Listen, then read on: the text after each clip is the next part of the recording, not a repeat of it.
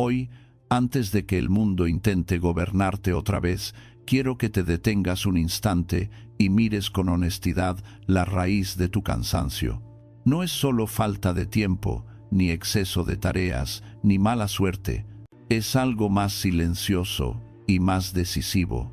La sensación de que tu paz depende de cosas que no obedecen tu voluntad. Esperas que el otro cambie de tono para que tú te sientas bien. Esperas que el resultado salga perfecto para poder respirar. Esperas que el día sea amable para no romperte. Y así, sin darte cuenta, entregas el timón de tu vida a manos ajenas. Yo también he caído en esa trampa. Creí que tener poder era dominar los acontecimientos. Creí que ser fuerte era que nada me afectara. Pero la vida me enseñó, con una paciencia implacable, que lo exterior es un mar indomable, a veces sereno, a veces furioso, siempre cambiante. Pretender controlarlo es agotarse contra el viento. La verdadera fortaleza no consiste en someter el mar, sino en aprender a gobernar tu barco. Porque hay un reino que nadie puede invadir si tú no le abres la puerta, el de tu juicio, tu intención y tus actos. Todo comienza con una distinción que parece simple, pero que separa a los esclavos de los hombres libres. Hay cosas que dependen de ti y cosas que no dependen de ti. No depende de ti lo que otros piensen, lo que otros digan, lo que el mundo premie o castigue, el clima, los retrasos, los errores ajenos, la enfermedad, el azar, las crisis que surgen sin avisar. No depende de ti la fama, ni el reconocimiento, ni la aprobación. Tampoco depende de ti el pasado, por más que tu mente quiera volver a él como si pudiera corregirlo con remordimientos.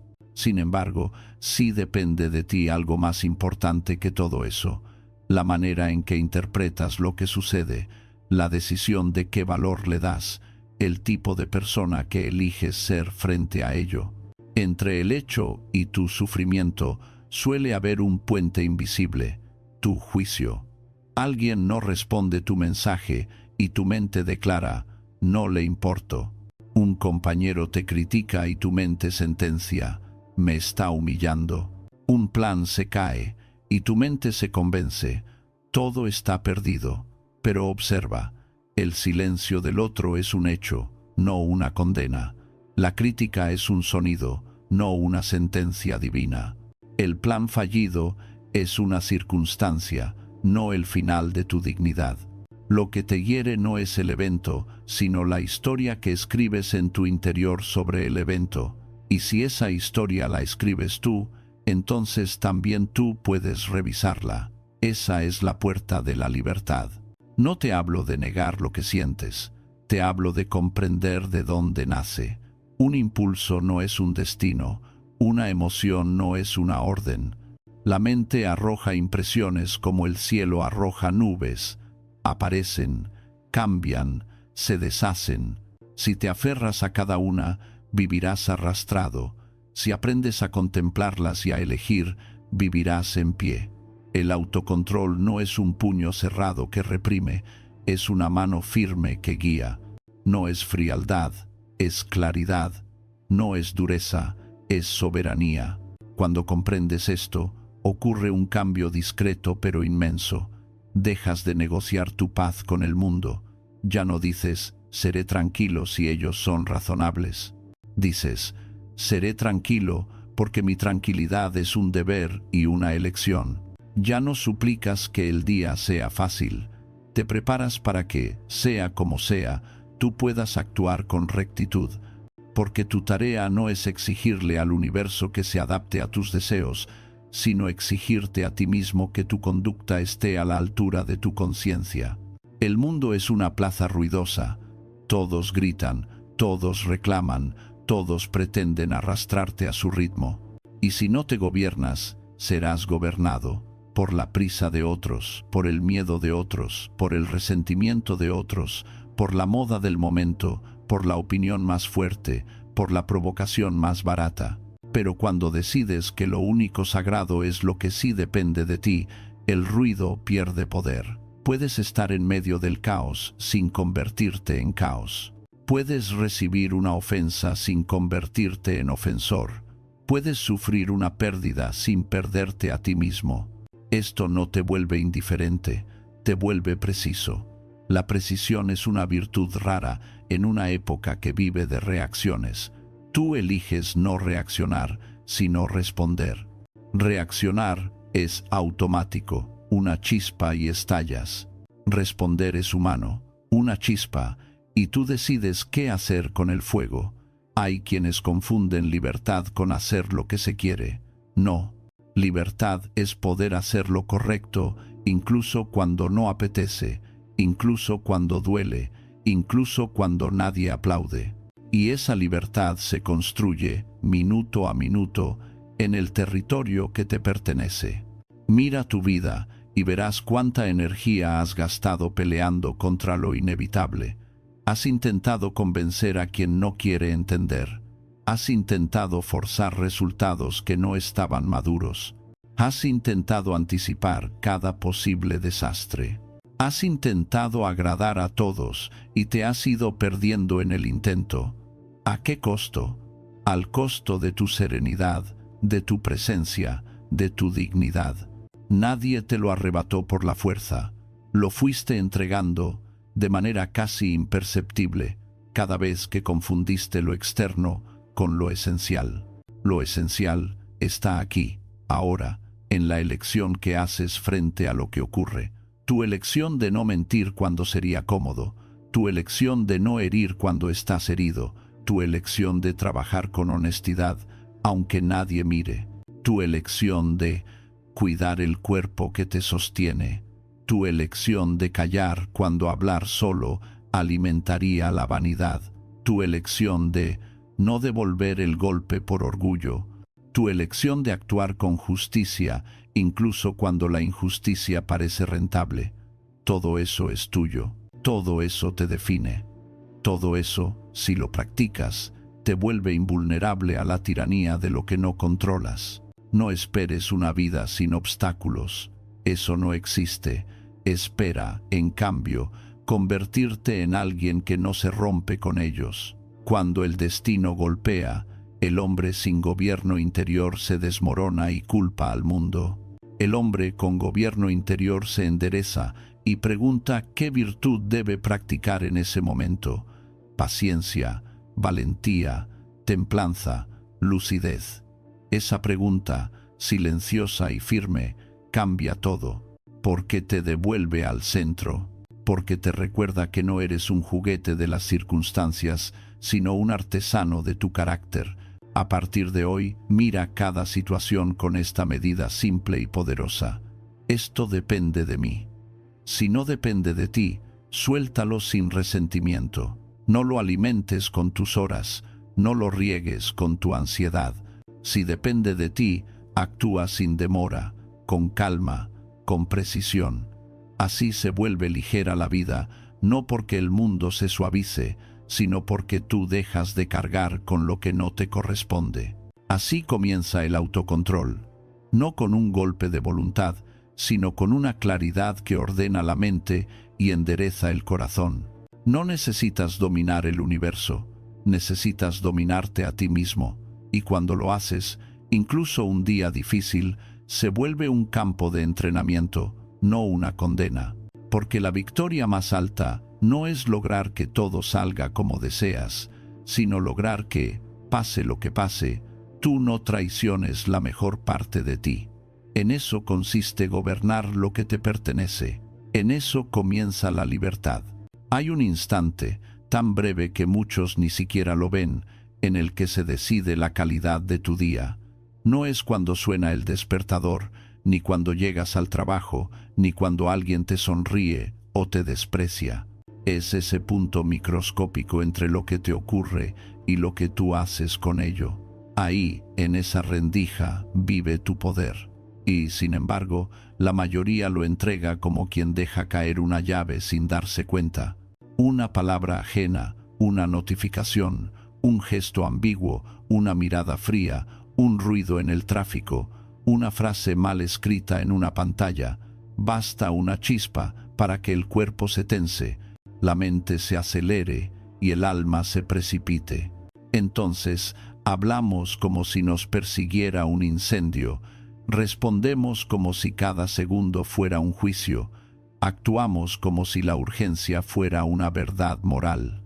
Y luego, cuando la tormenta pasa, queda ese silencio incómodo, la vergüenza de haber sido menos dueños de nosotros mismos de lo que creíamos. La vida moderna está diseñada para robarnos ese instante. Todo empuja a la reacción, la velocidad, la presión, el espectáculo, el ruido constante. Te provocan para que contestes, te distraen para que te disperses, te presionan para que decidas sin pensar. Y, sin embargo, el dominio de uno mismo empieza con algo que parece demasiado humilde para ser importante: detenerse. No en el sentido de rendirse, sino en el sentido de recuperar el mando. Detenerse 3 latidos, 3 respiraciones, 3 segundos de soberanía, un gesto que visto desde fuera no tiene nada de heroico, pero que por dentro cambia el curso de todo. Porque cuando no te detienes, no eliges, repites.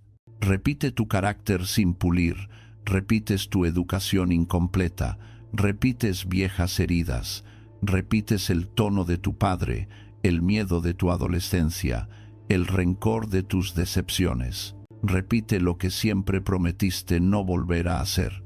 Y ahí está la tragedia. No es que el mundo te obligue, es que tú no llegas a tiempo a ti mismo, pero cuando te detienes, por fin te alcanzas. Dejas de ser un reflejo y vuelves a ser una voluntad. No hace falta convertir la pausa en una ceremonia complicada. La pausa es una puerta, basta aprender a abrirla. Imagínate que cada vez que algo te golpea por dentro, tú colocas una pequeña distancia entre el golpe y tu mano. Esa distancia no niega el golpe, lo ordena, no hace que el dolor desaparezca, pero evita que el dolor mande. La diferencia entre una vida digna y una vida arrastrada no es la ausencia de dificultades, sino la presencia de ese intervalo. En él, tu mente recupera claridad, tu lengua se vuelve más justa, tus manos menos impulsivas. En él, vuelves a recordar quién quieres ser. Piensa en lo que sucede cuando no hay pausa. La emoción toma el control del cuerpo como un ejército que ocupa una ciudad. El pulso sube, la respiración se estrecha, la sangre se calienta, el rostro se endurece. Y en ese estado, la mente no busca verdad, busca victoria. No quiere comprender, quiere imponerse, no quiere resolver, quiere castigar. Por eso, tantas discusiones se convierten en guerras inútiles, porque no hablamos desde la razón, sino desde la adrenalina. Creemos que defendemos nuestra dignidad, cuando en realidad estamos defendiendo nuestra necesidad de tener la última palabra. Detenerte 3 latidos rompe ese hechizo. Es un acto de inteligencia corporal, el cuerpo también escucha. Cuando alargas la respiración, envías una señal sencilla pero poderosa. No hay un tigre aquí. Cuando relajas la mandíbula, le dices al sistema entero: no necesito morder. Cuando bajas los hombros, devuelves a tu mente una fracción de espacio. Y en ese espacio nace la posibilidad de responder con altura, no con frialdad, sino con justicia. No con sumisión, sino con dominio. La pausa no es pasividad, la pausa es estrategia. En la guerra, el general no lanza tropas por impulso, observa el terreno.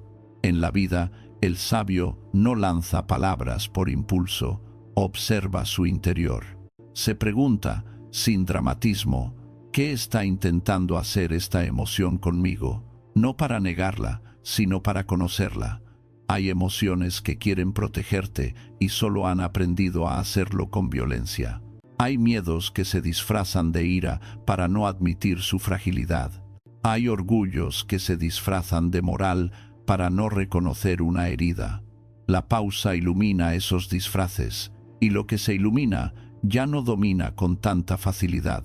Muchos creen que el autocontrol consiste en aguantar en silencio, apretar los dientes y sonreír mientras se quema por dentro. Esa es una forma lenta de destruirse. El verdadero autocontrol es más limpio. Es elegir el momento, el tono y el propósito. A veces la respuesta correcta es firme y directa. A veces es un límite. A veces es una retirada. A veces es una palabra breve que no alimenta el conflicto. Pero para que esa elección exista, primero debe existir el silencio de un instante. Si no hay pausa, no hay elección, hay descarga. La pausa también protege tus relaciones, porque lo que arruina un vínculo no suele ser una diferencia de ideas, sino una forma de hablar en el momento equivocado. Una frase dicha con prisa puede quedarse a vivir en la memoria del otro durante años. Una acusación lanzada sin pensar puede destruir en segundos la confianza construida durante meses.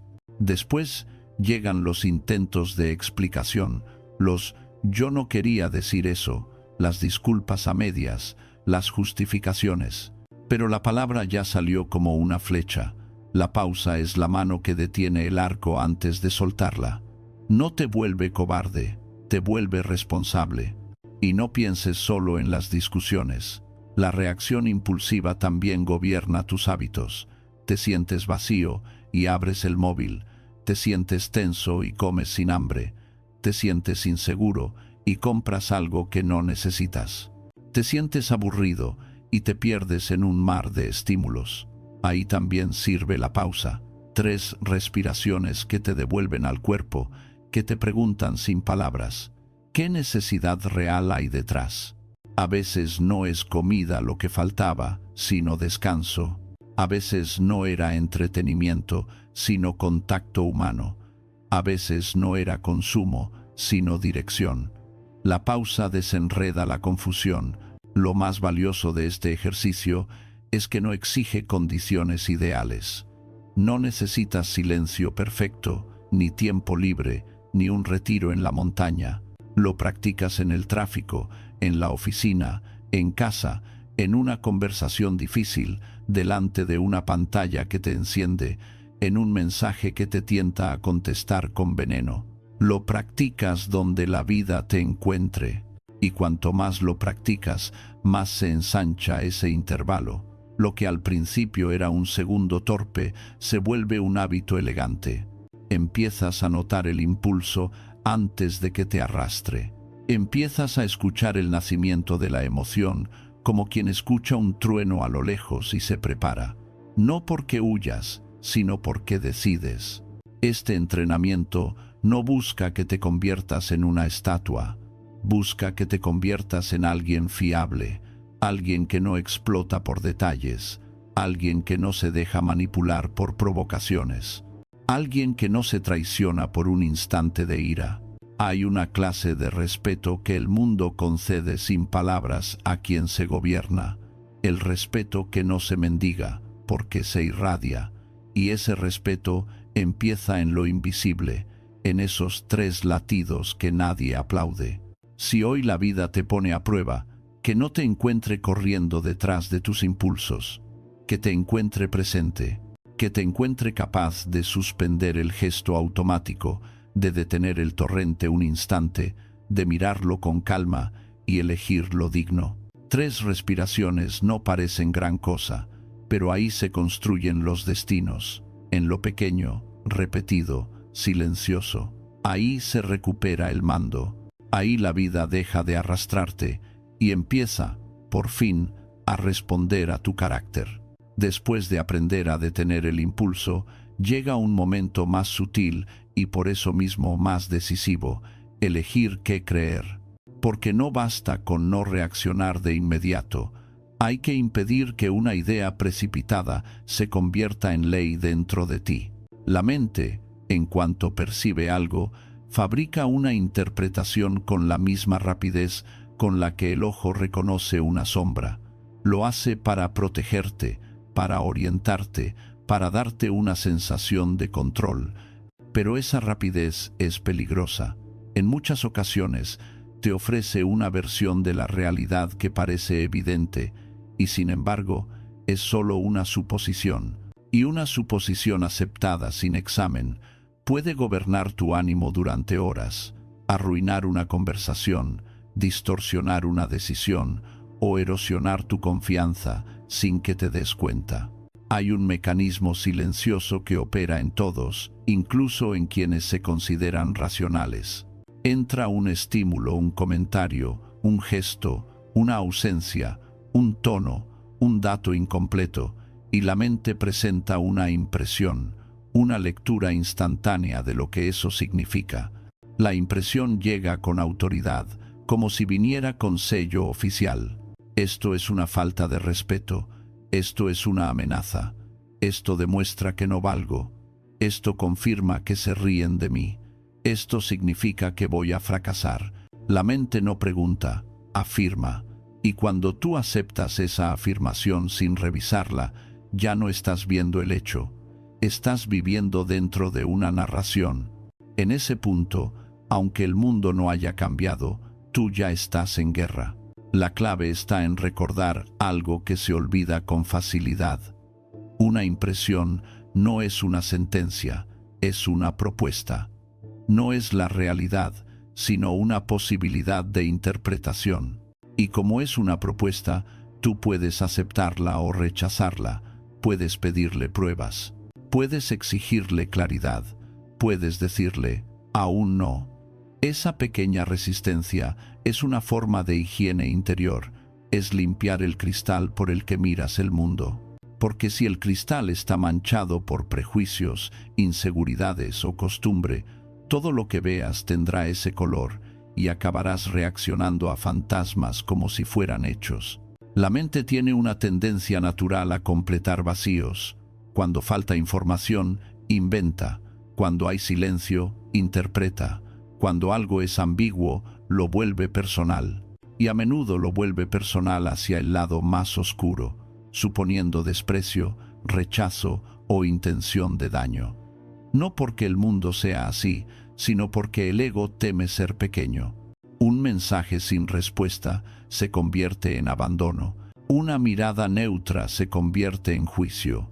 Un error en un informe se convierte en catástrofe. La mente se adelanta, como si anticipar el golpe lo hiciera menos doloroso. Pero esa anticipación no protege, envenena. Te mantiene en alerta constante, te roba serenidad y te convierte en juez sin pruebas. Examinar las impresiones no significa volverse desconfiado, sino volverse justo, justo con los demás y sobre todo, contigo. Porque cada vez que aceptas una interpretación sin fundamento, te castigas por algo que no está demostrado. Y ese castigo se nota, te endureces, te cierras, te vuelves irritable, te vuelves defensivo, empiezas a vivir como si el mundo te debiera una disculpa permanente. Y entonces te sorprendes de que la gente se aleje o de que tu ánimo se vuelva pesado, pero la raíz suele ser simple. Has permitido que tu mente te cuente historias como si fueran hechos. La práctica consiste en introducir una pregunta tranquila, casi ceremonial, justo cuando la impresión se presenta con urgencia. No necesitas discutir con tu mente como si fuera un enemigo. Basta con tratarla como se trata a un consejero impulsivo. Escuchas, agradeces la advertencia y pides evidencia. ¿Qué sé con certeza? ¿Qué parte es interpretación? Estoy leyendo intención donde solo hay comportamiento. ¿Qué otra explicación sería igual de plausible?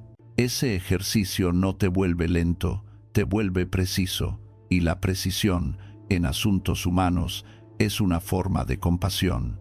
A veces, la impresión se sostiene. A veces, efectivamente, alguien ha actuado con mala intención.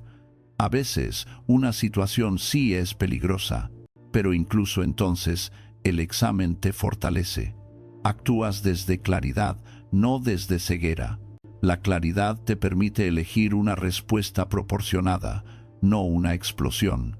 Te permite defenderte sin degradarte. te permite poner un límite sin convertirte en aquello que rechazas. Cuando no examinas, respondes como un animal acorralado.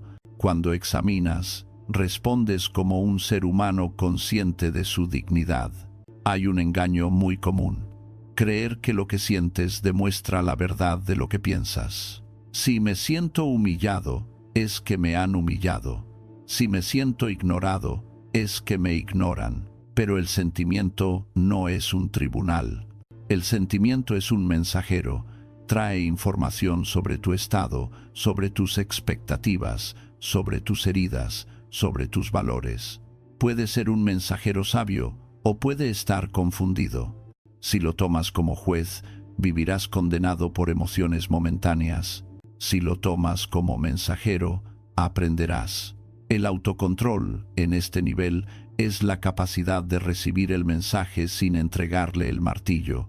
La vida te ofrece, cada día, cientos de oportunidades para entrenar esta virtud.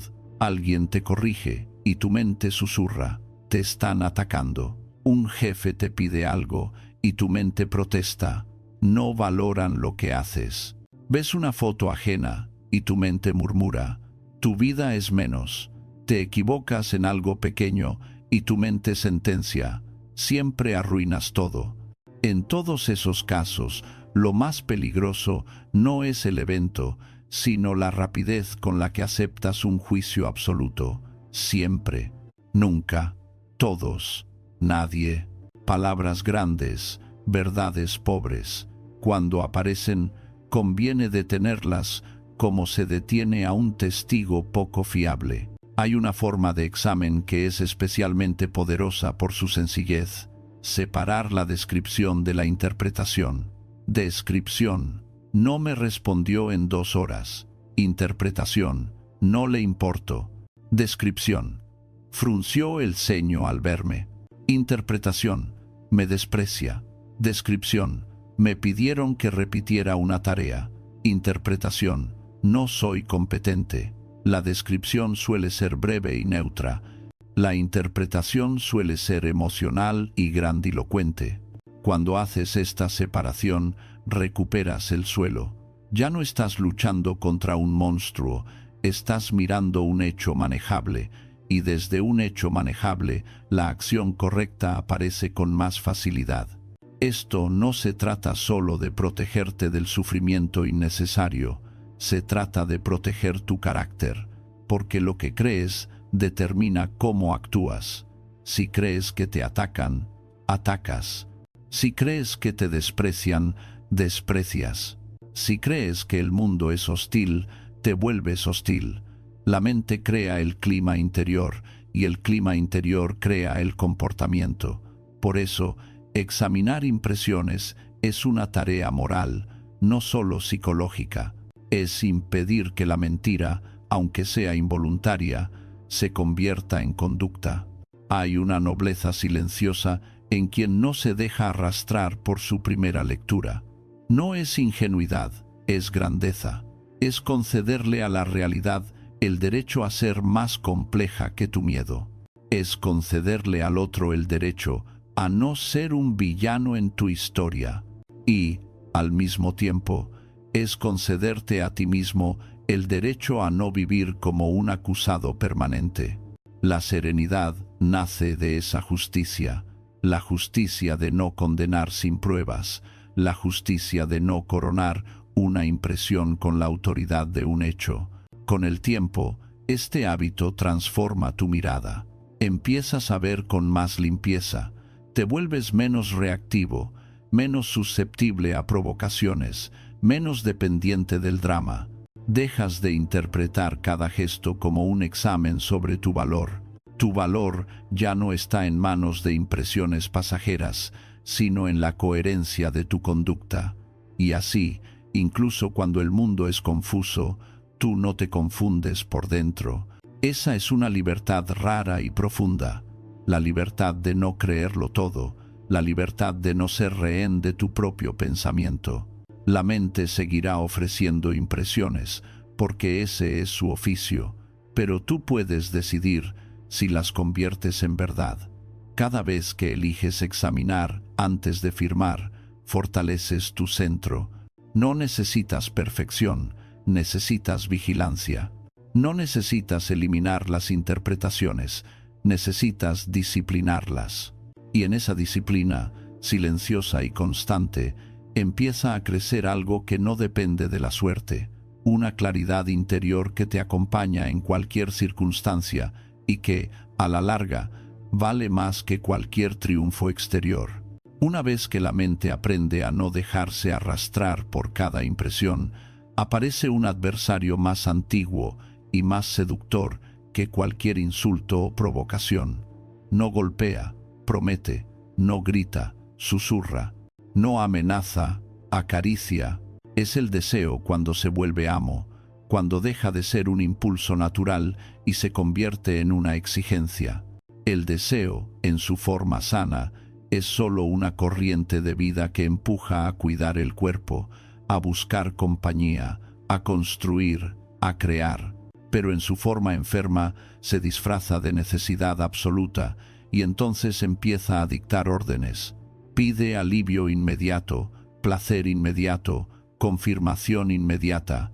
Quiere que el mundo te anestesie y si no lo consigue, te inquieta, te irrita, te hace sentir vacío.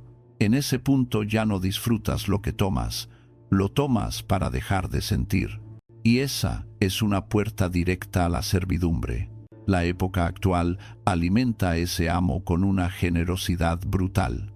Lo hace con comida que no sacia, con entretenimiento que no descansa, con compras que no llenan, con pantallas que no terminan nunca. Todo está diseñado para convertir tu atención en un recurso explotable y tu calma en una mercancía rara. Se te ofrece lo fácil como si fuera lo bueno, lo inmediato como si fuera lo verdadero. Y si uno no se educa por dentro, acaba viviendo como un estómago inquieto, como una mano que busca algo aunque no sepa qué. Esa vida parece libre porque nadie te encierra, pero está gobernada por un tirón invisible. No hay cadenas en los tobillos, pero hay cadenas en los hábitos. No hay barrotes, pero hay dependencia. El dominio del deseo no consiste en odiar el placer. El placer, en su medida, es un regalo natural. La tragedia comienza cuando lo conviertes en condición para estar en paz. Cuando el cuerpo aprende que cada incomodidad se apaga con azúcar, cada tensión con pantalla, cada inseguridad con compra, cada soledad con ruido, cada aburrimiento con estímulo, entonces la mente deja de entrenar la paciencia y el corazón deja de entrenar la firmeza. Te vuelves rápido para satisfacerte y lento para sostenerte. Y eso tiene un coste que se paga en silencio, porque el deseo satisfecho siempre vuelve con más hambre, promete descanso y entrega inquietud, promete alegría y deja cansancio, promete plenitud y deja una sensación de deuda, como si hubieras gastado algo de tu dignidad a cambio de unos minutos de alivio. Aquí entra una palabra humilde, casi impopular en un mundo de exceso y sin embargo decisiva: suficiente. Suficiente es el umbral de la libertad. El que no sabe decir suficiente no vive, corre, persigue. El que aprende a decir suficiente empieza a caminar con el paso de quien se pertenece. No se trata de pobreza ni de austeridad teatral, sino de elegir con sobriedad, de no ceder la dirección de tu vida a caprichos que cambian cada hora. El deseo siempre quiere más, pero el alma necesita sentido. Cuando confundes ambas cosas, te conviertes en un coleccionista de estímulos y sigues sintiendo la misma falta. Cuando distingues, aparece un orden nuevo. Comer se vuelve cuidado, no compensación. Comprar se vuelve herramienta, no identidad.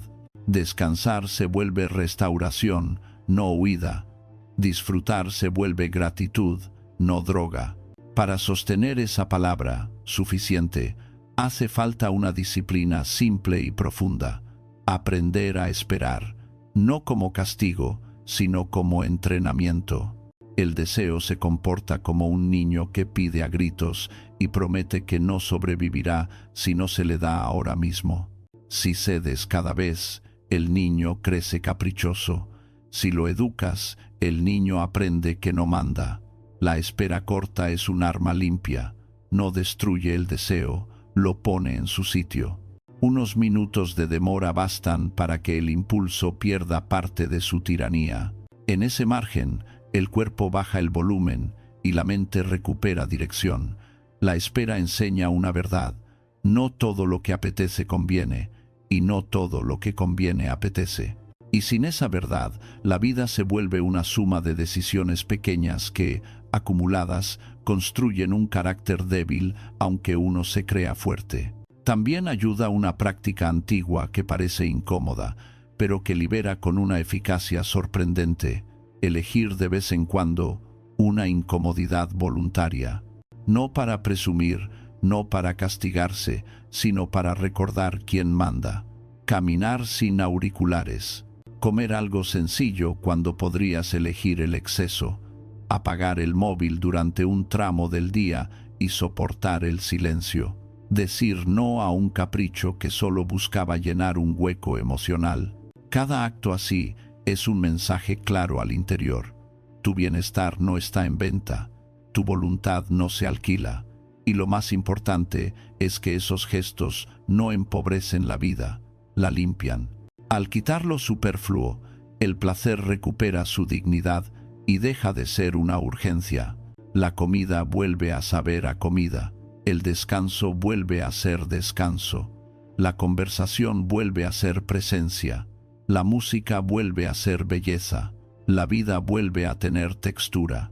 Hay que hablar también de un deseo particularmente astuto, porque se disfraza de necesidad moderna y se cuela sin pedir permiso: la necesidad de estímulo constante.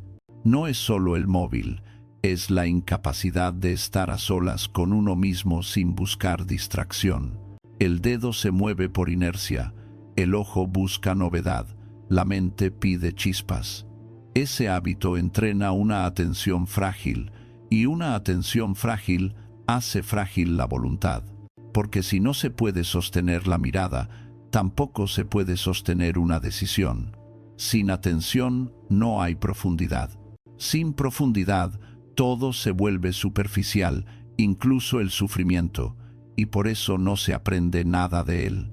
Recuperar el control en este punto es volver a habitar el propio tiempo, no dejar que lo urgente devore lo importante, no permitir que la ansiedad se camufle de entretenimiento, elegir momentos de silencio no como ausencia, sino como presencia plena. El deseo, cuando se ordena, se vuelve un aliado, te impulsa a mejorar, a cuidar, a construir, pero para que sea aliado y no tirano, necesita una jerarquía. El cuerpo pide placer, la mente pide sentido, el carácter pide coherencia. Si la jerarquía se invierte, el placer manda y el carácter obedece. Entonces aparecen los arrepentimientos que no se ven en público, el cansancio de haberse traicionado por cosas pequeñas, la vergüenza de no sostener una promesa hecha a uno mismo, la sensación de vivir a medias, porque todo se convierte en escapatoria. En cambio, cuando la jerarquía se restaura, el placer se integra y deja de devorar. Se disfruta sin depender, se toma sin caer, se vive sin ser arrastrado. La templanza no es una vida gris, es una vida sólida, y lo sólido, con el tiempo, es lo que permite la alegría. Hay una alegría ligera, que dura lo que dura un estímulo, y hay una alegría serena que nace de la dignidad. La primera es fácil de comprar y fácil de perder. La segunda se construye y nadie puede arrebatarla con un clic. Quien domina el deseo no se convierte en un santo de piedra, se convierte en alguien fiable, alguien que no se vende por un impulso, alguien que no necesita ruido para sentirse vivo, alguien que puede decir sí con sinceridad y no con calma, alguien que encuentra suficiencia en lo simple y por eso no vive mendigando. Cuando la palabra suficiente se instala en el corazón, ocurre un cambio silencioso. Dejas de perseguir la vida y empiezas a sostenerla. Dejas de pedirle al mundo que te sacie y empiezas a alimentarte de lo que de verdad nutre. Y entonces el autocontrol deja de parecer una lucha contra uno mismo y se revela como lo que siempre fue, una forma de libertad interior, una forma de respeto propio, una manera de vivir con la cabeza alta sin depender de caprichos que prometen mucho y entregan poco. En esa libertad, el deseo sigue existiendo, pero ya no gobierna, sirve, y servir, para todo lo que habita en ti, es el lugar correcto. Cuando el deseo deja de mandar y empieza a obedecer, aparece otro desafío, menos evidente pero igual de determinante. El ego no se presenta como un vicio con mala fama, se presenta como una necesidad legítima. Quiere reconocimiento, quiere justicia a su manera, quiere ser visto, quiere no quedar por debajo, quiere que el mundo confirme que tú importas. Y esa búsqueda, cuando no está ordenada, se convierte en una dependencia disfrazada de autoestima, porque el ego no se alimenta de verdad, se alimenta de mirada ajena, y lo que depende de la mirada ajena vive temblando, incluso cuando sonríe. Hay una diferencia profunda entre tener dignidad y exigir aplauso. La dignidad es interior, te acompaña aunque nadie la celebre. El aplauso es exterior, te eleva un instante y luego te abandona. Quien vive para el aplauso se vuelve vulnerable a lo más inestable del mundo, la opinión. Hoy te admiran, mañana te olvidan. Hoy te llaman brillante, mañana te llaman arrogante. Hoy te apoyan, mañana te critican.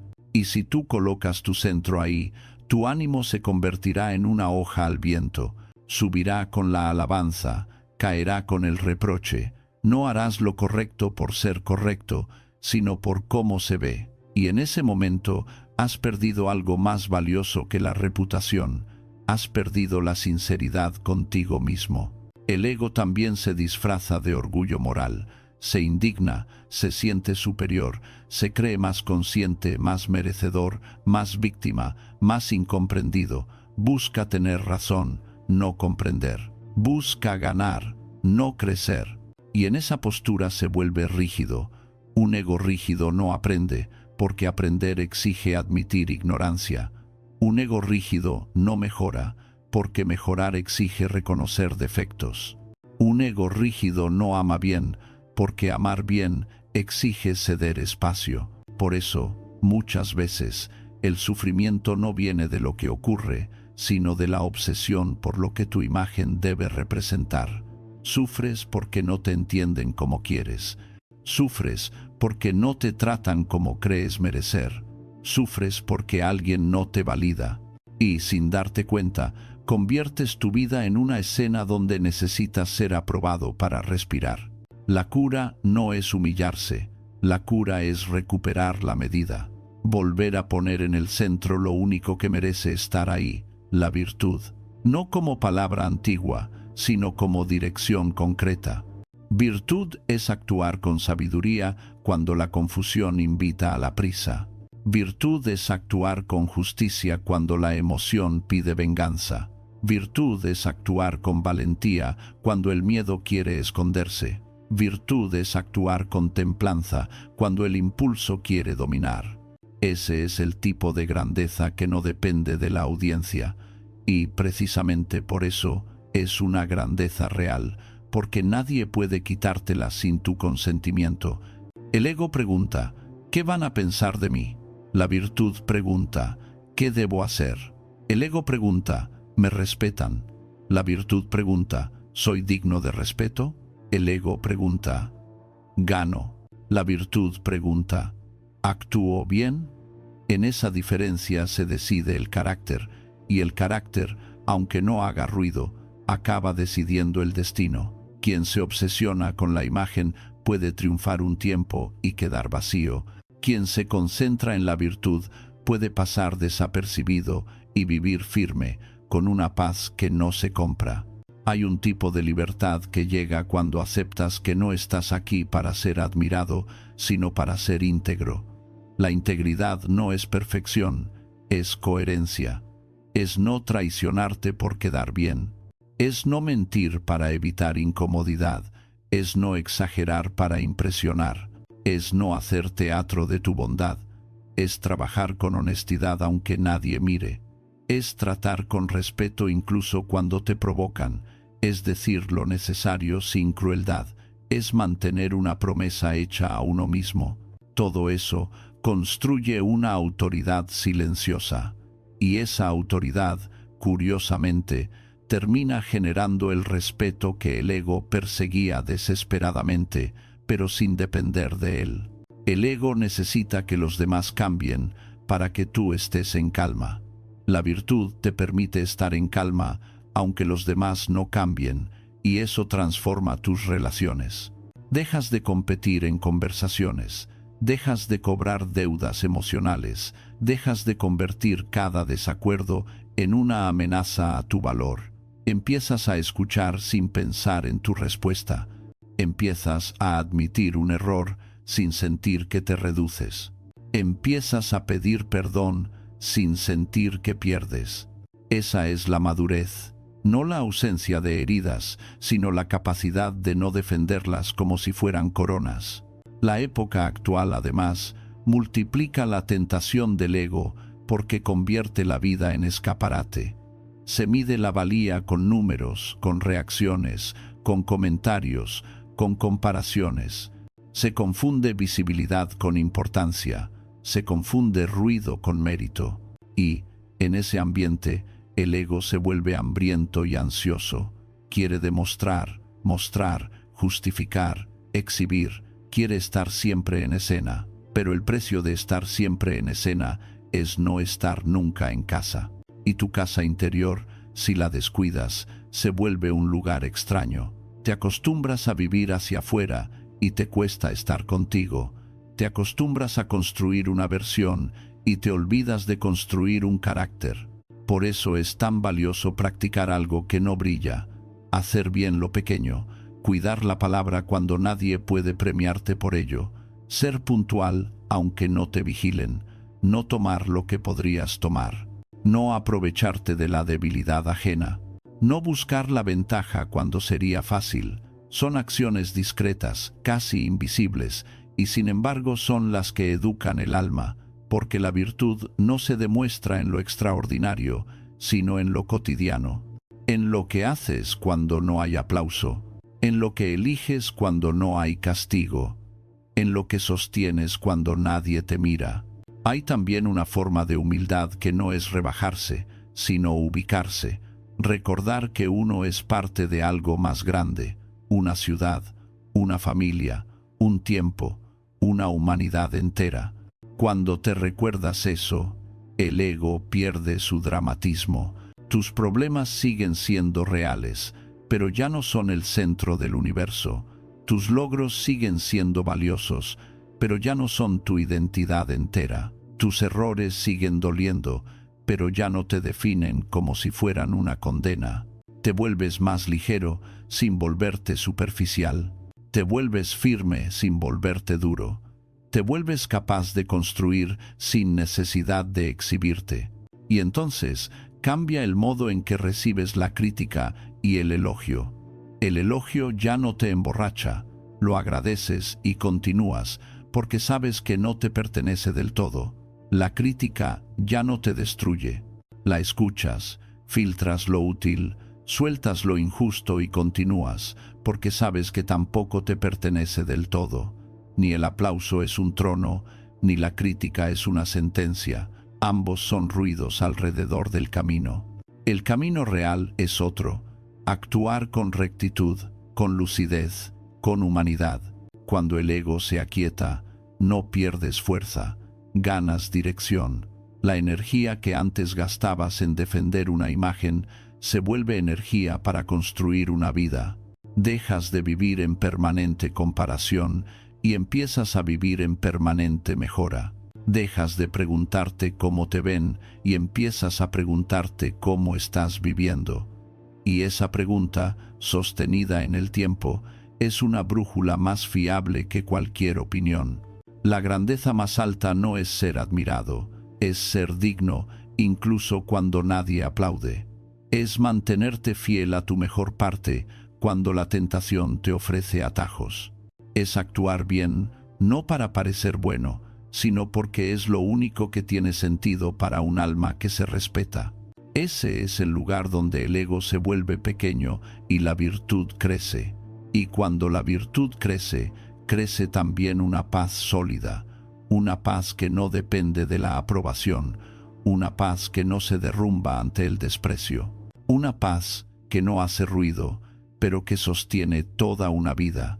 Hay una emoción que, cuando se enciende, promete justicia pero entrega destrucción. Se presenta con una energía seductora, como si fuera fuerza pura, como si fuera dignidad defendida, como si fuera verdad pronunciada sin miedo. Y sin embargo, casi siempre deja un rastro de palabras que no debieron decirse, de gestos que no debieron hacerse, de relaciones que tardan en sanar. Esa emoción es la ira.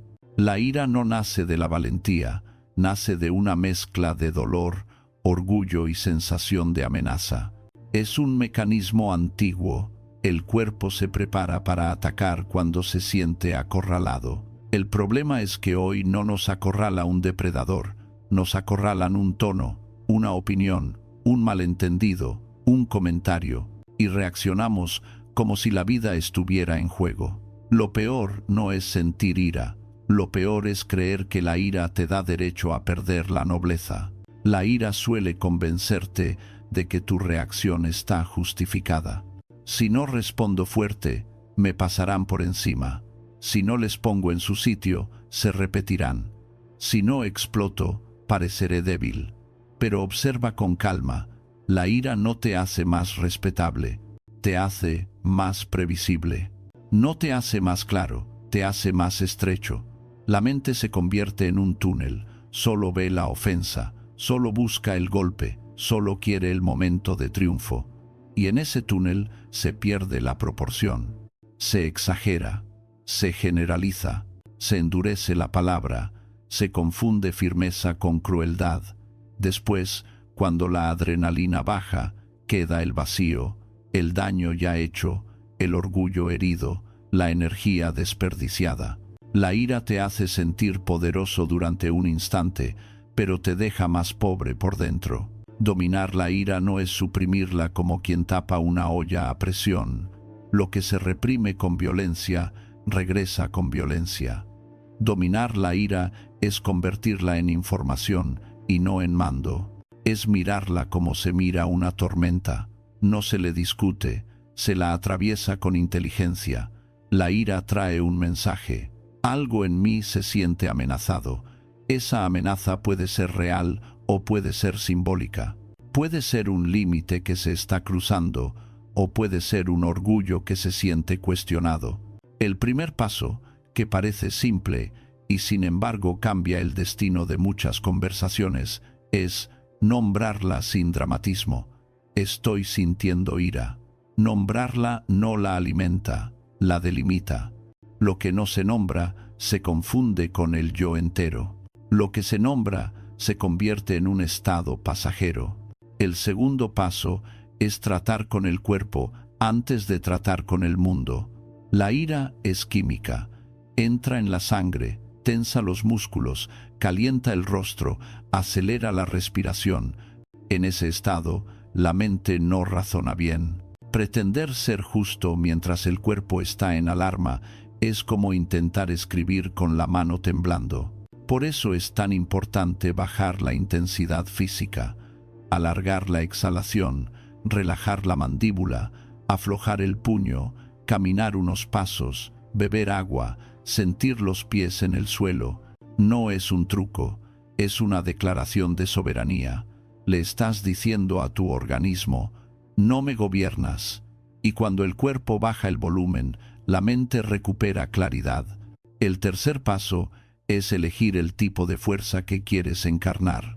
Porque hay dos clases de fuerza, la que aplasta y la que sostiene. La que aplasta suele nacer del miedo.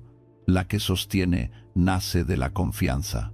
La primera necesita mostrar poder, la segunda no. La primera deja víctimas, la segunda deja límites. La primera humilla, la segunda corrige. Muchas veces, la respuesta correcta ante una injusticia no es gritar, sino ser exacto. No es insultar, sino nombrar el hecho con firmeza. No es destruir al otro, sino impedir que la conducta continúe. La verdadera autoridad no necesita violencia verbal. La violencia verbal suele ser el refugio de quien no sabe sostener su posición con calma. La ira también se alimenta de una ilusión. La ilusión de que el otro debería ser distinto a lo que es en ese momento. ¿Cómo puede ser tan egoísta? ¿Cómo puede ser tan torpe? ¿Cómo puede hablar así? Y, sin darte cuenta, te indignas no solo por el hecho, sino por el choque entre tu expectativa y la realidad. Esa indignación se vuelve doble. Sufres por lo ocurrido y sufres porque el mundo no se ajusta a tu idea de cómo debería funcionar. Pero la realidad no firma contratos con tus expectativas. La gente no siempre actúa con cuidado, con educación o con justicia. No es agradable reconocerlo, pero es liberador. Porque cuando aceptas que los seres humanos fallan, tu sorpresa disminuye, tu resentimiento se reduce y tu capacidad de actuar bien aumenta. La ira se vuelve menos frecuente cuando dejas de exigir perfección a un mundo imperfecto. Esto no significa tolerar el abuso ni renunciar a los límites.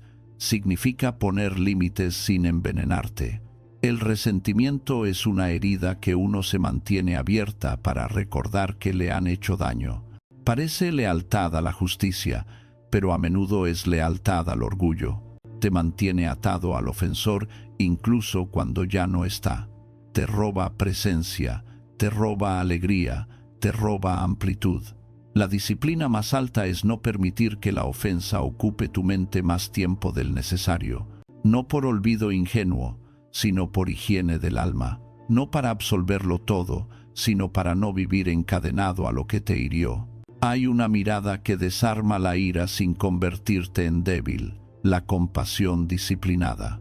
Compasión no es justificar. Compasión es comprender que mucha gente actúa desde ignorancia, miedo, heridas o hábitos torpes. Comprenderlo no excusa el daño, pero reduce la fantasía de que estás frente a un monstruo.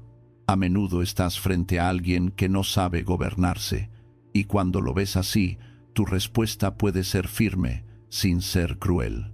Puedes corregir, sin despreciar. Puedes decir no, sin humillar. Puedes protegerte sin perder el respeto propio. Esa es la victoria, no solo detener el daño, sino hacerlo sin convertirte en aquello que detestas. La ira tiene una tentación particular, la tentación de la frase definitiva. Esa frase que en el momento parece brillante, implacable, merecida, y que después pesa como una piedra. La frase definitiva intenta cerrar el conflicto con una herida. Pero una herida rara vez cierra algo, suele abrir una guerra. Quien se gobierna aprende a preferir la frase precisa, la que describe un hecho, la que marca un límite, la que no rebaja al otro a una etiqueta. No eres un inútil, sino esto no está bien hecho. No siempre lo arruinas, sino esta vez ha fallado y hay que corregirlo. No, me da igual, sino ahora no voy a seguir con esta conversación. El autocontrol se nota en el lenguaje. La lengua revela el tipo de alma que estás construyendo. Y hay un último matiz que vuelve esta disciplina completa: saber cuándo retirarse. No toda batalla merece tu energía. No toda provocación merece tu respuesta. No toda discusión lleva a un lugar noble. A veces, el acto más inteligente es no entrar. No porque no puedas, sino porque no vale. Retirarse a tiempo es una forma de valentía, porque el ego quiere demostrar y la ira quiere vencer. Pero tú no estás aquí para demostrar ni para vencer. estás aquí para vivir con integridad. La integridad, en muchos casos, se protege alejándose de lo que la contamina. Con el tiempo, esta forma de tratar la ira cambia tu presencia. Te vuelves alguien que no explota, alguien que no amenaza para ser escuchado, alguien que puede hablar con calma incluso en tensión. Y esa calma no es frialdad, es poder.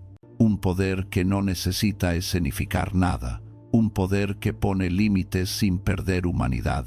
Un poder que el mundo, incluso sin querer, reconoce. No se trata de no sentir, se trata de no ser arrastrado. La ira seguirá visitando porque eres humano, pero cada vez que la reconoces, bajas su volumen en el cuerpo y eliges una respuesta digna. Estás entrenando algo más importante que la calma. Estás entrenando carácter. Y el carácter, cuando es firme, convierte los conflictos en oportunidades de mostrar quién eres de verdad. No el que grita más fuerte, sino el que se gobierna mejor. Esa es la victoria silenciosa que nadie puede arrebatarte. Hay un robo que ocurre a plena luz del día, y aún así casi nadie lo denuncia. No deja huellas en la cerradura, no rompe ventanas, no hace ruido. Entras por la mañana siendo una persona, y por la noche te descubres convertido en otra, más disperso, más cansado, más vacío, sin recordar en qué se fue la energía. Ese ladrón no siempre se llama trabajo, a veces se llama urgencia, a veces se llama distracción, a veces se llama solo un momento, repetido 100 veces.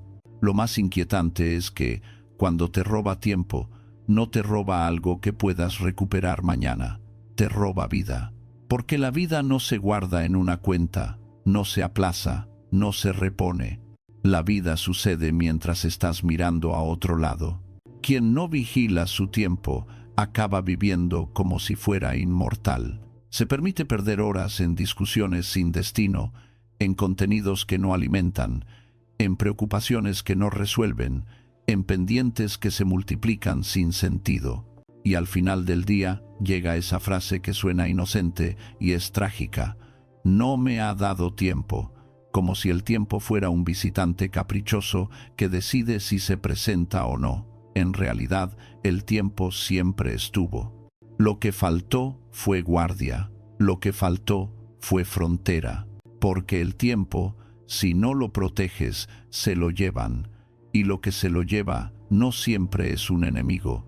A menudo son personas, hábitos y estímulos que no tienen mala intención, pero sí una fuerza constante. Lo que es constante, si no se detiene, gobierna. Cuidar el tiempo no es una obsesión por la productividad, no es vivir como una máquina, es algo más noble, es respetar la finitud, es entender que cada hora es una elección moral, aunque nadie la llame así. Porque cada hora que entregas está diciendo quién eres y qué valoras. Si tus horas van siempre a lo inmediato, te conviertes en alguien que vive a la defensiva. Si tus horas van siempre a lo que otros piden, te conviertes en alguien que vive hacia afuera. Si tus horas van a lo que de verdad importa, aunque cueste, te conviertes en alguien que construye. Y construir no es un lujo. Es la única forma de no llegar al final con la sensación de haber sido espectador de tu propio paso por el mundo. Existe una confusión que destruye la serenidad de muchos. Confundir estar ocupado con avanzar. Se puede pasar el día entero en movimiento y no moverse ni un centímetro en lo esencial. Se puede responder a 100 mensajes y no acercarse a ninguna meta. Se puede llenar el calendario y vaciar el alma. La ocupación sin dirección es una forma refinada de pérdida. Te da la ilusión de que estás haciendo algo y mientras tanto, lo importante se queda para ese mañana que siempre llega cansado. La verdadera disciplina no consiste en hacer más, sino en decidir mejor, en distinguir lo que es ruido de lo que es deber, en reconocer que lo urgente suele ser el disfraz de lo trivial y que lo importante casi siempre llega sin gritar. Vigilar el tiempo es vigilar la atención, porque el tiempo no se te escapa por un agujero mágico, se te va donde va tu mirada. Si tu atención es frágil, tu tiempo se fragmenta. Y cuando el tiempo se fragmenta, el carácter se debilita. Una voluntad que salta de estímulo en estímulo se vuelve incapaz de sostener un propósito. Por eso, proteger tu tiempo no es solo un acto de organización, es un acto de autocontrol profundo. Es decir, no todo merece mi mente. Y cuando tu mente deja de estar disponible para cualquier cosa, empieza a estar disponible para lo que importa. Hay una verdad que incomoda, pero libera. La mayoría de las interrupciones no son inevitables, son aceptadas. No siempre te interrumpen, muchas veces te ofreces. Abres la puerta por hábito, revisas por reflejo, respondes por ansiedad, te justificas diciendo que hay que estar, que no se puede dejar, que si no contesto ahora se enfadan, y quizá, pero si tu vida entera se organiza alrededor del miedo a desagradar, tu tiempo no te pertenece el cuerpo, pero no el día, te pertenece el nombre, pero no la agenda. La libertad requiere una dosis de incomodidad, la incomodidad de poner límites, la incomodidad de no estar disponible, la incomodidad de dejar que el mundo espere un poco. Esa incomodidad es el precio de una vida con dirección. Proteger el tiempo exige, ante todo, claridad sobre lo esencial. Lo esencial no es lo más agradable, es lo más significativo. Lo esencial es aquello que, si se cuida, hace que el resto tenga sentido. Salud, trabajo digno, aprendizaje real, vínculos que se honran, carácter que se construye, silencio que ordena. Cuando lo esencial está claro, se vuelve más fácil ver la trampa de lo accesorio. Muchas cosas llaman, pero pocas merecen. Muchas cosas entretienen, pero pocas nutren. Muchas cosas ocupan, pero pocas construyen. Y esa distinción, repetida día tras día, es la diferencia entre una vida dispersa y una vida firme. Hay una forma de violencia moderna que se celebra como normalidad: vivir siempre con prisa. La prisa te vuelve impaciente con los demás y, peor aún, contigo. Te roba la capacidad de hacer bien una cosa. Te hace saltar de tarea en tarea sin terminar ninguna con dignidad. Te convierte en alguien que responde, no en alguien que decide. La prisa es una forma de miedo. Miedo a no llegar, miedo a no ser suficiente, miedo a quedarse atrás. Pero lo que la prisa suele lograr es exactamente lo contrario. Llegas, sí, pero vacío. Llegas, sí, pero sin haber estado presente. Llegas, sí, pero sin recordar. Quien vive con prisa suele vivir fuera de sí. La disciplina estoica en este punto es sencilla y exigente. Elegir una prioridad real y honrarla como se honra un compromiso sagrado. No 1000 prioridades, no una lista infinita, sino una dirección principal.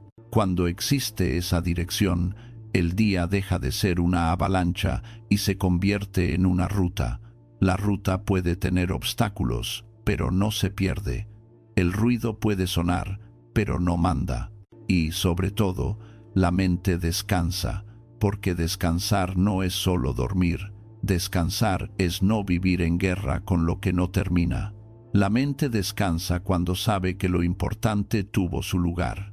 También hay que hablar de un engaño frecuente: pensar que se necesita un gran cambio para recuperar el tiempo. En realidad, el tiempo se recupera a través de pequeñas decisiones repetidas.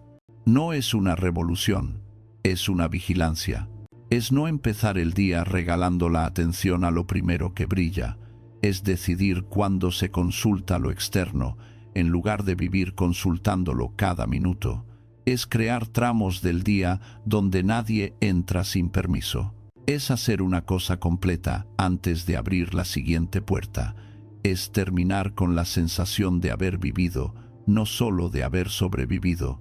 Cuando proteges tu tiempo, proteges tu espíritu, porque el espíritu necesita continuidad para crecer. Necesita espacios sin interrupción, donde se pueda pensar con profundidad, trabajar con cuidado, amar con presencia, aprender con calma. Sin esos espacios, todo se vuelve superficial. La conversación, la lectura, el trabajo, incluso la alegría. Se vive a mordiscos, se ríe a ratos, se descansa a medias, y se llega al final de la semana con una sensación extraña, como si no hubiera pasado nada, y al mismo tiempo, como si hubiera pasado demasiado.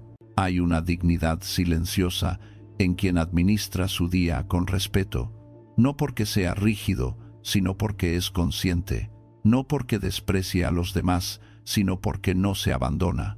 Esa dignidad se nota en cosas pequeñas, en no interrumpir lo importante por lo trivial, en decir no sin agresividad, en estar presente cuando está con alguien, en trabajar sin dispersión, en descansar sin culpa.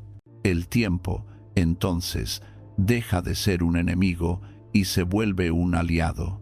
Ya no se te escapa como agua entre los dedos, porque tus dedos han aprendido a sostener, y al final, esta disciplina te devuelve una paz muy concreta, la paz de saber que tus horas no han sido un accidente, que tu día no ha sido una reacción en cadena, que tu vida no ha sido solo una sucesión de estímulos. Has vivido con intención, has protegido lo que se te dio, has tratado tu tiempo como se trata lo irrepetible, con respeto, con firmeza, con gratitud, porque en eso consiste vigilar el tiempo como quien vigila una frontera, no para encerrarte, sino para que lo mejor de ti tenga espacio para existir. Cuando el tiempo se protege y la atención deja de ser un territorio invadido, aparece una prueba que no se resuelve con técnica, sino con carácter, hacer lo que debe hacerse aunque no apetezca. Hay días en los que la mente está clara y el corazón dispuesto. En esos días, actuar bien parece fácil y hasta elegante, pero la vida no se mide por esos días. Se mide por los otros, los días grises, los días de cansancio, los días en que nadie reconoce el esfuerzo, los días en que el cuerpo pide comodidad y la mente busca una excusa. Ahí se decide quién gobierna, porque la comodidad siempre tiene argumentos y el deber, casi siempre, solo tiene una voz tranquila. Muchos confunden disciplina con dureza, como si la disciplina fuera un látigo que uno se aplica para producir más. Pero la disciplina verdadera es una forma de amor, no de violencia. Amor por la versión futura de ti mismo, que recibirá las consecuencias de lo que hoy elijas. Amor por las personas que dependen de tu palabra y de tu constancia. Amor por el oficio que has aceptado, por el papel que desempeñas en el mundo, por la responsabilidad que te define. La disciplina es decir, no voy a dejar que el capricho del momento decida por mí. Es una declaración de lealtad hacia lo esencial. Hay una realidad que incomoda a quien vive esperando motivación. La motivación es inestable, viene y va como el clima. Si la conviertes en condición para actuar, estarás a merced de un ánimo cambiante. El deber, en cambio, es una columna. No siempre entusiasma, pero sostiene. Por eso la gente que construye algo sólido no es la gente que se siente inspirada todo el tiempo. Es la gente que ha entrenado la capacidad de empezar sin ganas y continuar con dignidad. No son héroes de un día, sino artesanos del hábito. El deber no es una palabra romántica, pero es una palabra limpia. Significa que tu vida no es solo tuya, en el sentido más estrecho. Significa que ocupas un lugar en una red humana. Familia, amigos, compañeros, comunidad. Y que en ese lugar hay tareas que te corresponden no por capricho, sino por justicia. No se trata de vivir para los demás hasta vaciarse. Se trata de no vivir como si el mundo estuviera obligado a sostenerte mientras tú te excusas. El deber, entendido con nobleza, es el puente entre tu libertad y tu responsabilidad. Es la forma madura de ser libre, elegir lo correcto cuando lo fácil seduce. Para actuar desde el deber, hace falta una pregunta simple que, en momentos de duda, ilumina como una lámpara. ¿Qué exige de mí este instante si quiero vivir con rectitud? La respuesta rara vez es dramática. A veces es levantar el teléfono y decir la verdad con respeto. A veces es sentarse a trabajar aunque el cuerpo pida evasión. A veces es pedir perdón sin esperar que el otro lo merezca. A veces es escuchar sin interrumpir. A veces es ir a una cita puntual. A veces es cumplir una promesa pequeña. A veces es no responder a una provocación. A veces es apagar la pantalla y dormir. Lo grande se construye con estos actos menores, repetidos, que nadie celebra y que, sin embargo, forman el núcleo de una vida decente. Existe un enemigo constante del deber, la excusa. La excusa es elegante porque suele venir con argumentos razonables. Estoy muy cansado. Hoy no es el día. No estoy inspirado. Mañana lo haré mejor. Ahora no puedo. Algunas excusas son verdad y la vida también pide descanso. La disciplina no es ignorar los límites, sino distinguir entre límite y pereza disfrazada. La pereza disfrazada de límite es particularmente peligrosa porque no se siente como falta, sino como sentido común. Por eso es importante un criterio firme. Si lo que evitas te acerca a tu mejor vida o te aleja de ella, si lo que postergas te fortalece o te debilita. Si tu mañana es una estrategia o una fuga. Hay una manera de practicar el deber sin convertirlo en una carga insoportable, reducirlo a lo esencial y hacerlo ejecutable. La mente se rinde cuando la tarea parece una montaña, pero la voluntad se enciende cuando el primer paso es pequeño y claro. No se necesita conquistar el día entero, basta con conquistar el comienzo. Hay un poder inmenso en iniciar. Iniciar es romper el hechizo del aplazamiento. Iniciar es pasar del pensamiento al acto, del deseo al compromiso. Y una vez que se inicia, el movimiento genera movimiento. La disciplina no siempre se siente bien al principio, pero produce una calma que el capricho nunca puede producir. La calma de estar alineado con uno mismo. La responsabilidad también incluye algo que muchos olvidan. La responsabilidad de no convertirse en un problema para quienes te rodean. Un alma sin disciplina no solo sufre, también contagia. Se vuelve voluble, se vuelve imprevisible, promete y no cumple, se enfada y culpa, se justifica y se victimiza. Y esa forma de vivir, aunque parezca personal, se extiende a los demás como una niebla. En cambio, alguien que honra su deber se vuelve una presencia estable, no porque sea perfecto, sino porque es fiable. Y la fiabilidad es una forma de bondad. Hay personas que no siempre tienen palabras bonitas, pero su constancia es una caricia, su puntualidad es respeto, su palabra cumplida es seguridad, su esfuerzo silencioso es alivio para los demás. El deber también tiene un efecto íntimo, fortalece la autoestima real, no la autoestima de eslogans, sino la autoestima que nace de la evidencia.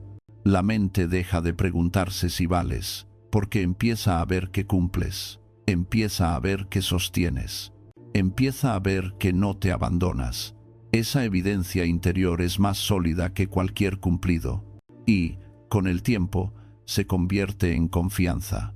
La confianza de que puedes atravesar días difíciles sin caer en la dispersión o en la queja. La confianza de que, aunque el mundo cambie, tú puedes mantener una línea de conducta. Hay un matiz importante. Cumplir el deber no significa volverse rígido o incapaz de disfrutar. Al contrario, el deber ordena para que el disfrute sea limpio. Cuando cumples lo esencial, el descanso ya no está manchado por culpa. Cuando actúas con rectitud, la alegría no necesita excusas. Cuando sostienes tu palabra, tu vida deja de ser una negociación permanente contigo mismo. La disciplina no roba placer, le quita el veneno. Hace que el ocio no sea evasión, sino recuperación. Hace que el disfrute no sea huida, sino gratitud. Hace que la libertad no sea capricho, sino coherencia. Y, en el fondo, este mandamiento es una forma de respeto hacia la vida, porque la vida no te pide que seas extraordinario cada día, te pide que seas digno cada día, que hagas lo que corresponde, aunque sea pequeño, que no traiciones tu conciencia por una comodidad momentánea, que recuerdes, cuando la pereza te seduzca, que lo fácil hoy suele volverse difícil mañana, y que lo difícil hoy, sostenido con calma, suele volverse ligero con el tiempo. Esa es la justicia del entrenamiento. La carga que aceptas voluntariamente se convierte en fuerza. La carga que evitas se convierte en deuda. Quien aprende a hacer lo que debe, aunque no apetezca, descubre una libertad extraña y profunda. La libertad de no ser gobernado por el ánimo. La libertad de no necesitar condiciones perfectas. La libertad de avanzar incluso con cansancio. La libertad de ser fiel. Y esa fidelidad, repetida, construye una vida que no depende de la suerte para ser respetable. Depende de una decisión que se renueva cada día en silencio, vivir a la altura del deber, no a la altura del capricho. Llega un punto en el que, por mucho que uno se discipline, la vida muestra su rostro más innegociable.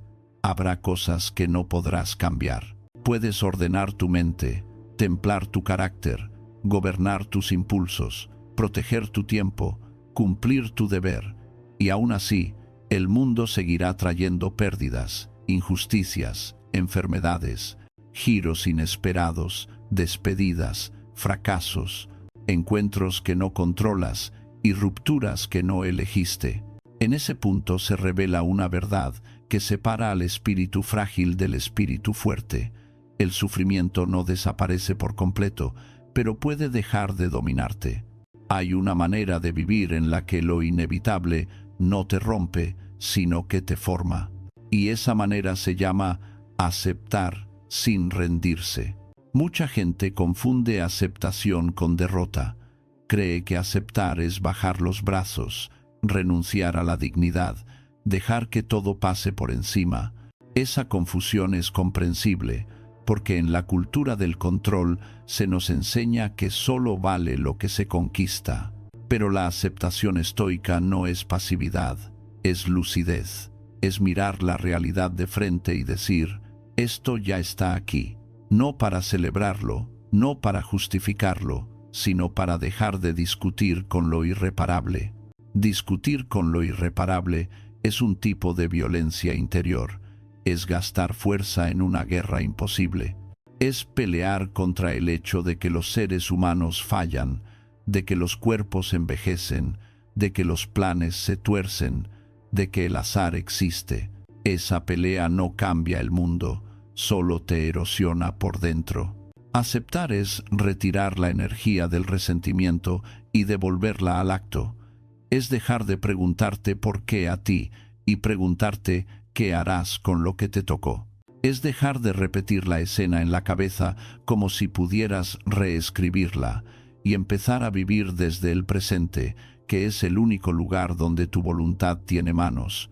La aceptación es un cambio de postura, de la protesta estéril a la acción posible. No elimina el dolor, pero le quita el veneno de la resistencia inútil. El dolor sin resistencia se vuelve más nítido, más humano y paradójicamente más soportable. El dolor con resistencia se vuelve rencor, y el rencor es una prisión. Hay una idea antigua que, cuando se comprende con profundidad, transforma la forma de atravesar la vida, amar el destino, no como romanticismo ingenuo, sino como disciplina. Amar el destino significa tratar lo que sucede como material de entrenamiento, no como conspiración. Significa dejar de ver la adversidad como un insulto personal y empezar a verla como una oportunidad para practicar virtud. Cuando te quitan algo, practicas desapego. Cuando te hieren, practicas dignidad. Cuando te confunden, practicas claridad. Cuando te retrasan, practicas paciencia. Cuando te provocan, practicas templanza. Cuando te ponen a prueba, practicas valentía. No porque el sufrimiento sea bueno en sí mismo, sino porque tú puedes extraer bien incluso de lo duro. Esa capacidad es la esencia de la libertad interior. Amar el destino no es sonreír ante la tragedia, es no desperdiciarla, es negarse a ser reducido por ella. Es tomar el golpe, sin teatralidad, y convertirlo en una pregunta simple. ¿Qué exige de mí este momento si quiero seguir siendo digno? A veces exige silencio, a veces exige pedir ayuda, a veces exige empezar de nuevo, a veces exige despedirse, a veces exige sostener a otros cuando tú mismo estás débil, a veces exige aceptar que no habrá respuesta clara y aún así continuar. La vida no siempre explica, a veces solo ocurre.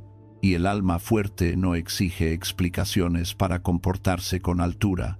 Este mandamiento también enseña una distinción que salva del cinismo. Aceptar lo que no se puede cambiar no significa tolerar lo que sí se puede corregir. Hay cosas que deben ser denunciadas y enfrentadas. Injusticias, abusos, manipulaciones, crueldades. La aceptación no te convierte en un espectador indiferente.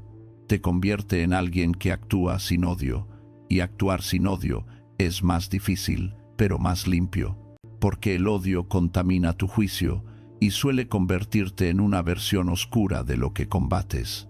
En cambio, cuando actúas con rectitud, mantienes el corazón claro incluso en la lucha. Defiendes lo justo sin perderte, pones límites sin convertirte en violencia. Esa es la marca de la verdadera fortaleza. No solo hacer lo necesario, sino hacerlo sin degradarte. Amar el destino también implica aceptar una verdad que el orgullo detesta. No siempre tendrás el control del resultado. Puedes hacer tu parte y aún así fracasar.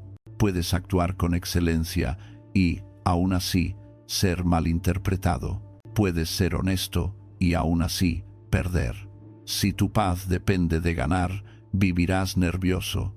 Si tu paz depende de actuar bien, vivirás firme. El resultado pertenece al mundo. La conducta te pertenece a ti. Ese cambio de enfoque te libera de una ansiedad enorme. Te permite dar lo mejor sin obsesión.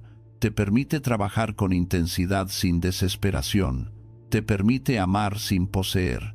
Te permite despedirte sin destruirte. Hay quienes llevan años esperando que su historia sea diferente para poder empezar a vivir. Esperan que desaparezca una pérdida, que regrese una persona, que el pasado se arregle, que una injusticia se borre, que la vida les devuelva lo que les debe, y mientras esperan, la vida se va. No porque sean perezosos, sino porque están atados a un sí que nunca llega. Si esto no hubiera pasado, yo sería feliz. Pero el pasado no negocia. Lo que pasó ya es parte del suelo. La única pregunta madura es, ¿qué construiré sobre este suelo? Incluso si es suelo difícil, incluso si es suelo injusto, incluso si es suelo áspero. Construir no significa olvidar, significa no quedarse a vivir en la herida. Hay una forma de aceptación que es especialmente poderosa. Aceptar el carácter transitorio de todo, lo agradable y lo doloroso, lo que hoy te eleva y lo que hoy te pesa. Nada se queda igual. El cuerpo cambia, las circunstancias cambian, las personas cambian. Comprender esto no te vuelve frío, te vuelve agradecido, te vuelve capaz de saborear sin aferrarte, de sufrir sin desmoronarte, te vuelve capaz de decir, esto es lo que hay ahora, y habitarlo con dignidad. La mente que entiende la transitoriedad deja de exigir permanencia a lo que es, por naturaleza, pasajero, y al dejar de exigir, descansa. Amar el destino, en el fondo, es un acto de reconciliación con la vida tal como es, no con la vida ideal imaginada. Es abandonar la guerra interior contra la realidad. Y esa paz no es debilidad, es una base. Desde esa base se actúa mejor, se piensa mejor, se ama mejor, porque ya no estás gastando energía en resentimiento, en negación, en fantasías de control. Estás presente. Y la presencia es el lugar donde nace la respuesta noble. Este mandamiento cierra el círculo del autocontrol porque te enseña que el dominio interior no es solo reacción, ni solo hábito, ni solo disciplina. Es una postura ante el destino, un modo de caminar por el mundo con la espalda recta, sabiendo que no siempre elegirás lo que te ocurre, pero sí elegirás lo que haces con ello. Esa elección, repetida, convierte incluso el dolor en maestro, incluso el caos en entrenamiento, incluso la pérdida en profundidad. No porque el dolor sea bueno, sino porque tu alma puede serlo. Así, el destino deja de ser enemigo, se vuelve materia, y tú, en lugar de vivir como víctima de lo inevitable, empiezas a vivir como artesano de lo posible. Mantienes el corazón abierto sin volverte ingenuo, mantienes la mirada clara sin volverte duro, mantienes la voluntad firme sin volverte rígido, y en esa combinación rara, profundamente humana, aparece una serenidad que no depende de que la vida sea amable. Depende de que tú hayas decidido, con calma y sin ruido, no traicionar tu dignidad bajo ninguna circunstancia. Cuando todo lo anterior se practica con constancia, ocurre algo que no se nota de inmediato, pero que transforma la vida desde la raíz. La disciplina deja de ser una lucha y se convierte en una identidad. Ya no se trata de controlarse como quien sujeta un caballo desbocado, sino de vivir desde un centro que ha aprendido a mantenerse firme. Y, sin embargo, incluso el carácter más entrenado necesita un gesto final, un gesto que cierre el día y lo convierta en enseñanza. Porque el día, si no se revisa, se pierde, y lo que se pierde, se repite. El último mandamiento no es una prohibición ni una técnica, es un ritual de soberanía. Volver a uno mismo, cada noche, para recuperar el mando y afinar el rumbo. La mayor parte de las personas se acuestan como llegan, cargadas de ruido, de conversaciones inacabadas, de tensiones que no se nombraron, de culpas difusas, de distracciones que no dejaron nada. Se tumban, apagan la luz y esperan que el sueño haga el trabajo que no hicieron la claridad y la conciencia. Pero el alma no se limpia sola, el alma se limpia con verdad, y la verdad requiere un momento de soledad honesta, no para castigarse, sino para entenderse. Quien no se revisa se convierte en un hábito, quien se revisa se convierte en un ser humano en construcción. Este gesto final es simple, sentarte contigo mismo sin máscara, no para hacer un teatro de arrepentimiento, sino para observar. La observación es la forma más alta de respeto interior. Observas el día como un general observa un campo después de la batalla, sin odio, sin orgullo, con la única intención de aprender. ¿Dónde me desvié? ¿Dónde me mantuve firme? ¿Qué pensamiento me arrastró? ¿Qué emoción me gobernó? ¿Qué acción me honró? ¿Cuál me rebajó? Y, sobre todo, ¿qué haré mañana para ser un poco más digno que hoy? Esa pregunta no es un juicio, es una promesa. Y una promesa, cuando se renueva cada noche, construye una vida. Hay un poder profundo en este examen porque cambia tu relación con el error. El error deja de ser un motivo de vergüenza y se convierte en información. Una mente que se avergüenza demasiado se esconde. Una mente que aprende se endereza. Si te ocultas de tus fallos, los repites en la sombra. Si los miras con calma, los conviertes en material de mejora. La culpa estéril solo pesa. La responsabilidad lúcida transforma. Por eso este ritual no debe ser cruel. Debe ser exacto, debe ser humano, debe tener la firmeza de un maestro que corrige y la compasión de alguien que sabe que el aprendizaje es gradual. El examen nocturno también protege de un peligro silencioso, la ilusión de que el carácter ya está hecho. El carácter nunca está hecho, cada día lo confirma o lo erosiona. Cada día es un voto a favor de la persona que quieres ser o un voto a favor de tu versión más impulsiva. Si no revisas, te duermes con la ilusión de haber vivido más o menos bien. Pero el más o menos es la puerta por la que entra la mediocridad. Revisar no es obsesionarse, es mantener la mente despierta. Es recordar que el autocontrol no es un trofeo, sino un camino. Este mandamiento final también tiene otra virtud. Devuelve el día a su sentido. Un día no es una suma de eventos, es una oportunidad de practicar. La vida no se te dio para acumular entretenimiento, sino para crecer en calidad interior.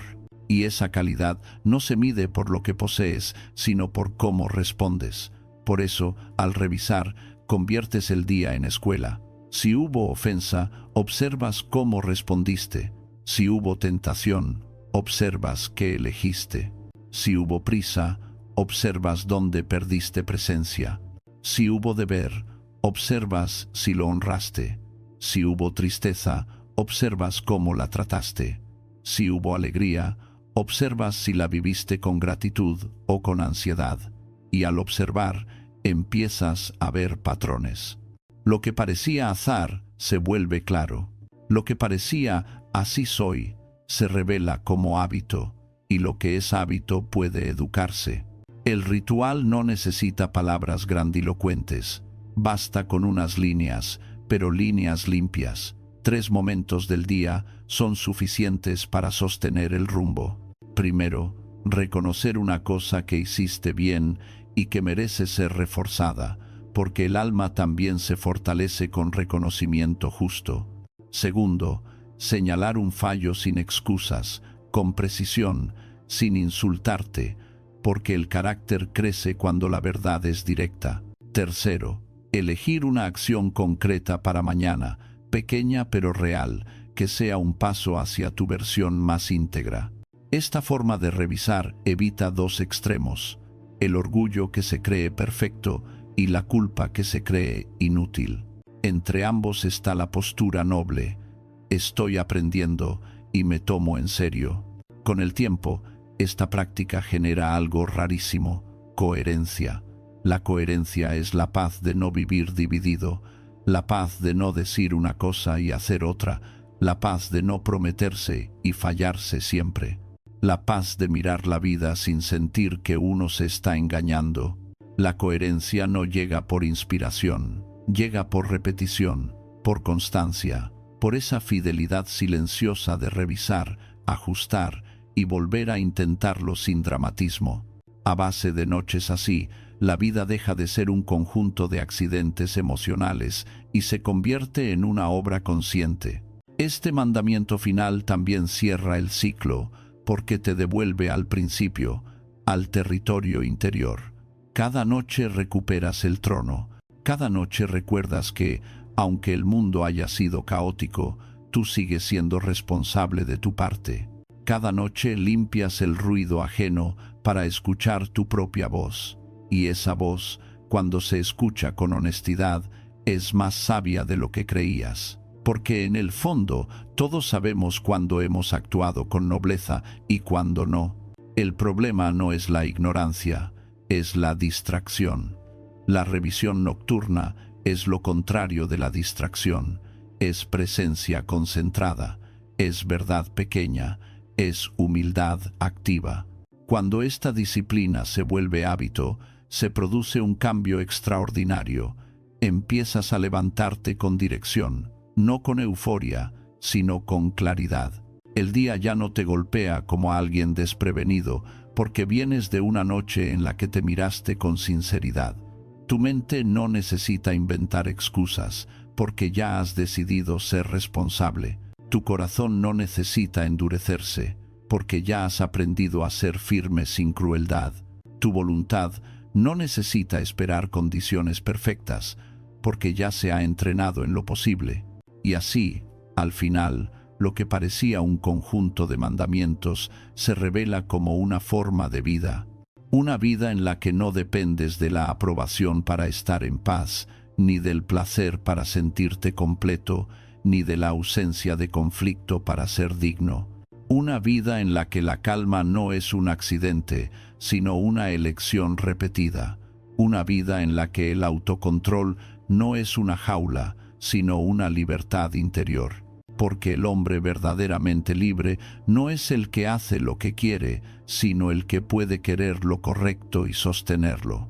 En esa libertad, cada día es un entrenamiento y cada noche es una rendición de cuentas ante lo único que realmente importa, tu conciencia. Y cuando te acuestas habiendo sido honesto contigo mismo, aunque hayas fallado, algo dentro se aquieta. No porque todo haya salido bien, sino porque tú no te has abandonado. Ese es el cierre perfecto, no un final ruidoso, sino una paz firme, una paz que nace de saber que, pase lo que pase fuera, por dentro sigues siendo dueño de tu rumbo.